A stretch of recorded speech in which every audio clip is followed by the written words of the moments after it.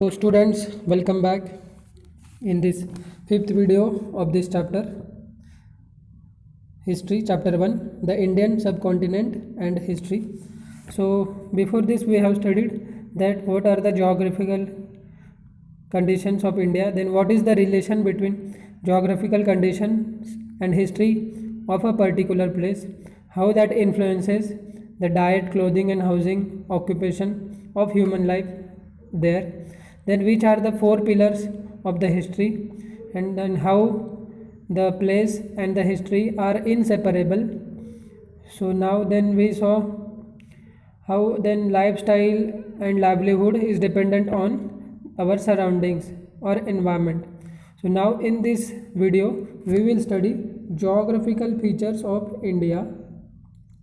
Okay, so students, we are studying this history and you will say that what is this geographical features. So now our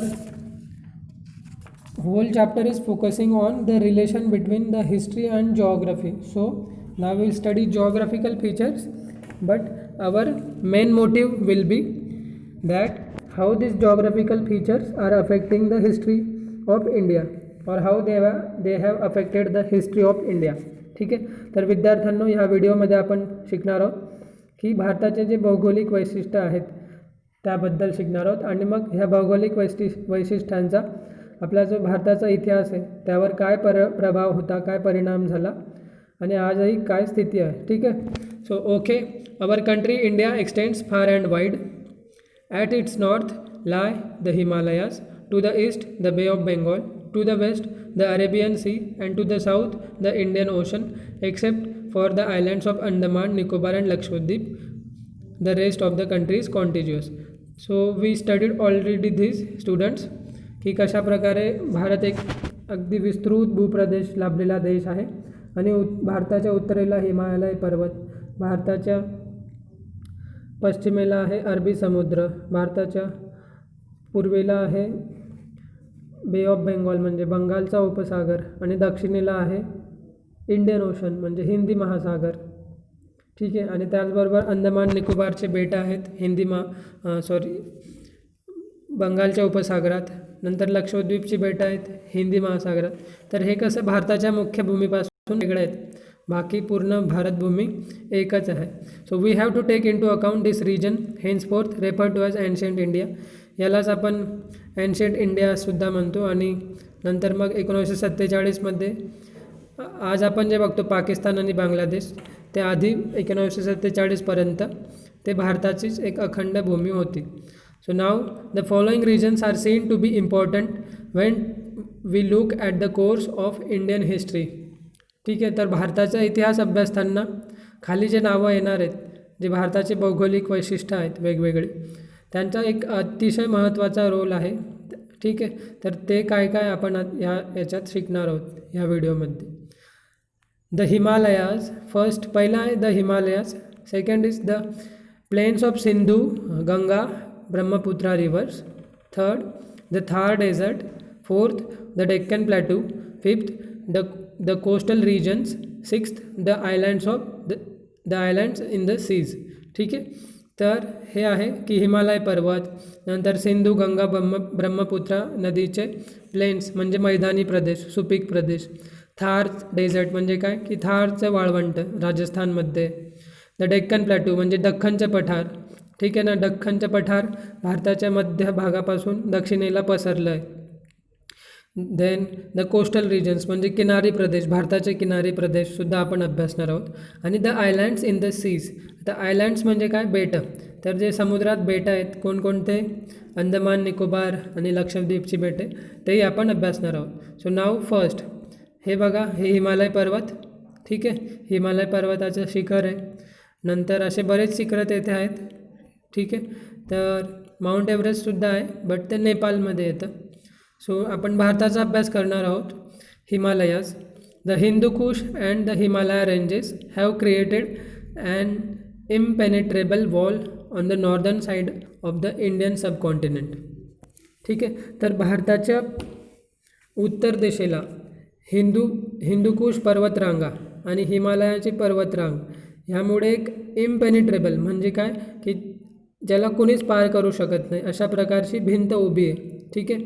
तर हे जे पर्वत आहेत म्हणायला पर्वत आहेत, परंतु ते एका भिंतीसारखे उभे आहेत आणि मग उत्तरेला पूर्ण ते आपल्याला संरक्षण देत आहे भारत देशाला. ठीक आहे.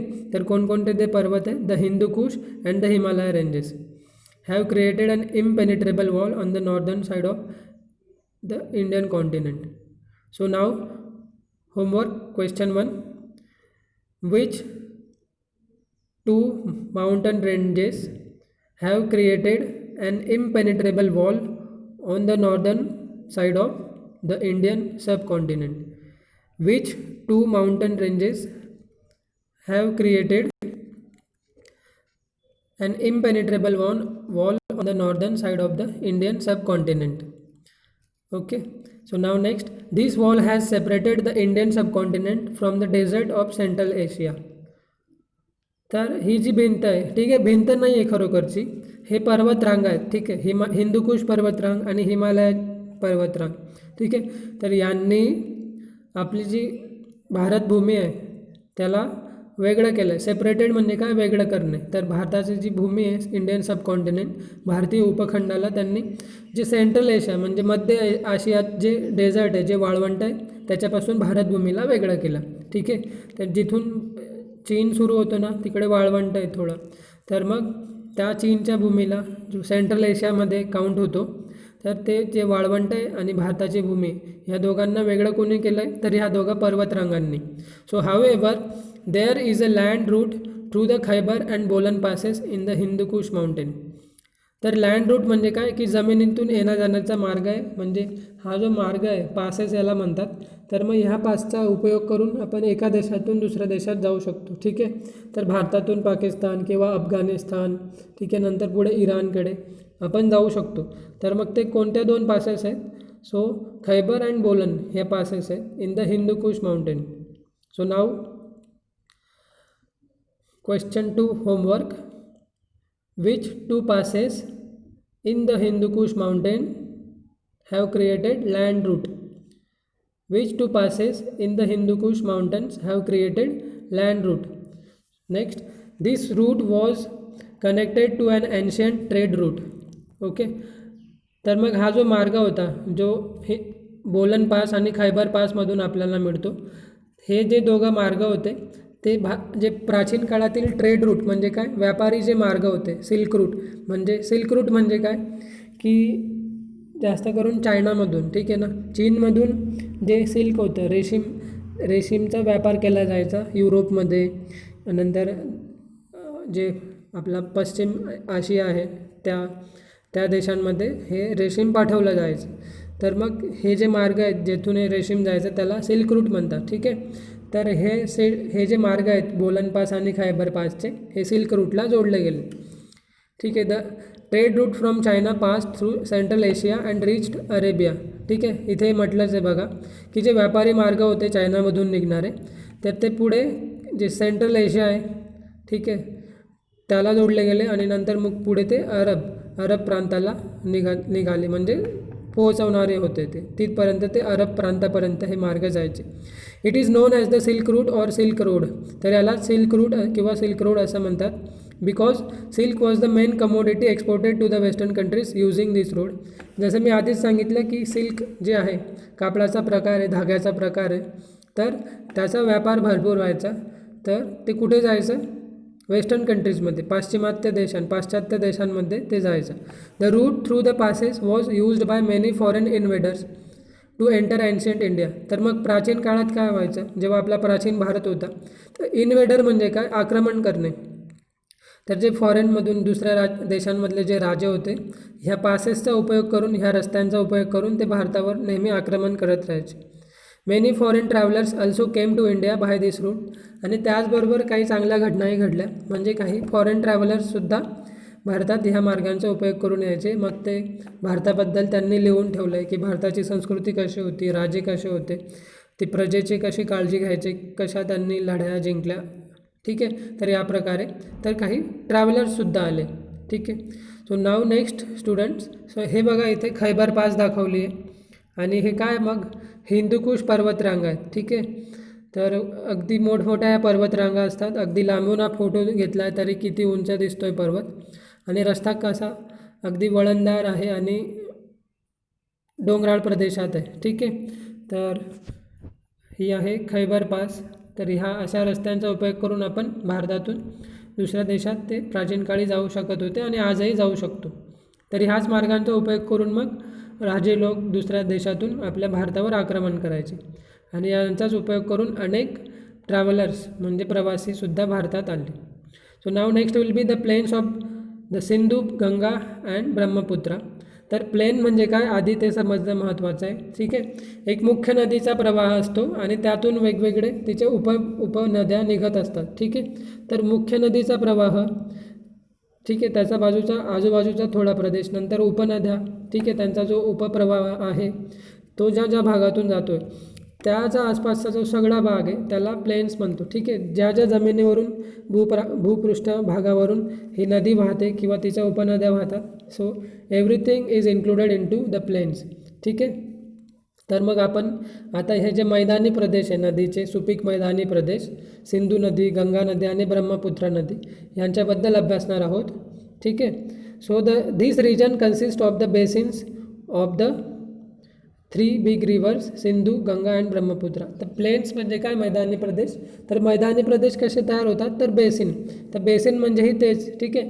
ज्या ही नदी वाहत असते तिच्या उपनद्या तयार होत असतात.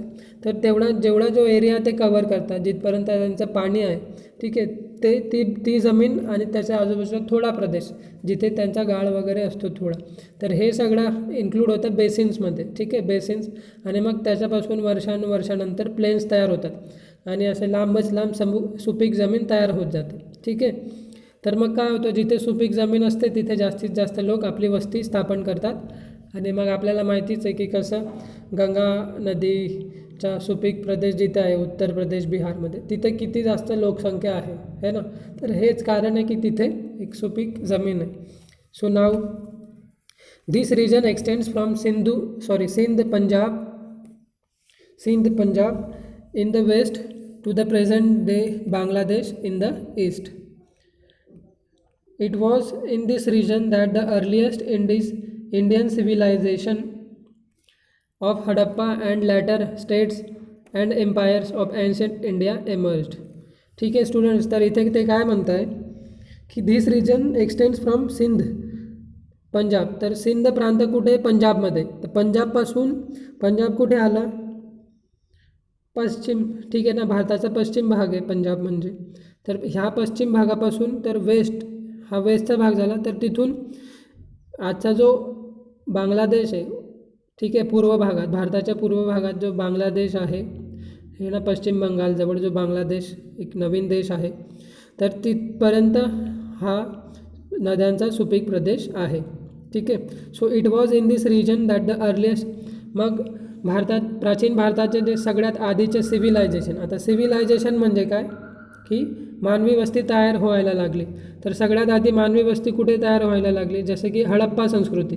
तर ह्याच प्रदेशांमध्ये कारण की इथे सुपीक जमीन होती त्यांना पिकं उगवणं शेती करणं अगदी सोपं होतं. एका जागेवरून दुसऱ्या जागेवर जाणं सोपं होतं कारण की नेहमी पाणी उपलब्ध होतं. तर अशा प्रकारे त्यांचं जीवन सुरळीत चालायचं. तर मग सिंधू नदीच्या काठी आपल्याला माहिती आहे की इंडस व्हॅली सिव्हिलायझेशन म्हणजे सिंधू नदीचं जे प्रदेश होते तिथे सिव्हिलायझेशन म्हणजे मानवी वस्ती तयार व्हायला लागली. तर कसं हडप्पा संस्कृती, मोहेंजोदडो हे सगळं. तर मग Indian civilisation of Harappa and later states. तर मग हडप्पापासून नंतरही ज्या मानवी वस्ती प्राचीन भारतातील मानवी वस्ती तयार झाल्या त्या ह्याच भागात तयार झाल्या. ठीक आहे. So now next will be our Thar desert. ठीक आहे. तर हे थार डेझर्ट आहे विद्यार्थ्यांनो. कुठे आहे तर हे आहे राजस्थानमध्ये. ठीक आहे. तर राजस्थानमध्ये आहे थार डेझर्ट आणि आपण त्याचा अभ्यास करणार आहोत.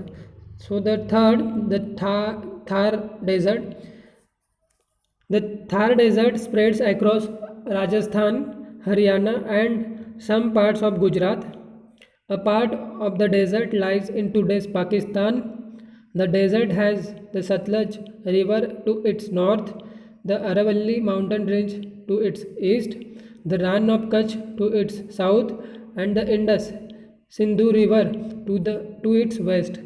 The Ghaggar river that originates in Himachal Pradesh reaches the Thar desert. It is known as Hakra in Pakistan. Its course in Rajasthan and Pakistan has now dried up. Many sites of the Harappan civilization are situated along now dry course of the river. ठीक आहे, तर हे बघा, हे आहे Thar dessert आणि त्याबद्दल काय म्हणताय की हे कुठे कुठे आहे, ठीक आहे, कोणकोणत्या राज्यांमध्ये हे पसरलं आहे. तर ॲक्रॉस राजस्थान म्हणजे राजस्थानमध्ये पूर्ण, जवळजवळ पूर्ण राजस्थान, ॲक्रॉस राजस्थान. नंतर हरियाणा, ठीक आहे, तर हरियाणाचा काही भाग आणि गुजरातचा काही भाग, ठीक आहे. तर मग हे आहेत Thar desert. A part of the desert lies in today's Pakistan. त्याचबरोबर राजस्थानच्या तिकडे पश्चिमेला पाकिस्तानची बाउंड्री जिथे सुरू होते तिथेही थार डेझर्ट आहे. पाकिस्तानमध्ये थोडासा भाग आहे थार डेझर्टचा, थार वाळवंटाचा. The desert has the Sutlej river to its north. तर मग ह्या डेझर्टच्या पूर्वेला आहे सतलज रिवर, ठीक आहे. अरवली माउंटेन रेंज आहे, अरवली पर्वतांची जी रांग आहे ती आहे पूर्वेला. कच्छचे जे रान आहे ते आहे त्याच्या दक्षिणेला आणि सिंधू नदी आहे पश्चिमेला, ठीक आहे. नंतर घग्गर नदी जी हिमाचल प्रदेशात उगम पावते ती थार डेझर्टला येऊन मिळते, थार डेझर्टमध्ये येते. या घग्गर नदीलाच हाकरा असं म्हटलं जातं. कुठे, तर पाकिस्तानमध्ये, ठीक आहे. परंतु ही जी घग्गर नदी आहे किंवा हाकरा नदी आहे त्याच्यातलं पाणी आता त्याच्यात अजिबात पाणी नाही आहे. कुठे, तर राजस्थानमध्ये आणि पाकिस्तानमध्ये ह्या नदीचा जो भाग आहे तिथे ती पूर्णपणे वाढली आहे, सुकली आहे, त्याच्यात अजिबात पाणी नाही आहे. So many sites of Harappan civilization are situated along the now dry course of the river. तर हडप्पा जी संस्कृती होती, ठीक आहे ना, तर बरेच साईट्स, त्यांच्या बऱ्याच मानवी वस्तीचे अवशेष आपल्याला हडप्पा संस्कृतीचे सापडून आले आहेत. तर घग्गर म्हणजे हाकरा नदीच्या किंवा घग्गर नदीच्या किनाऱ्यावर, ठीक आहे. So students, now next we will discuss the question of homework. So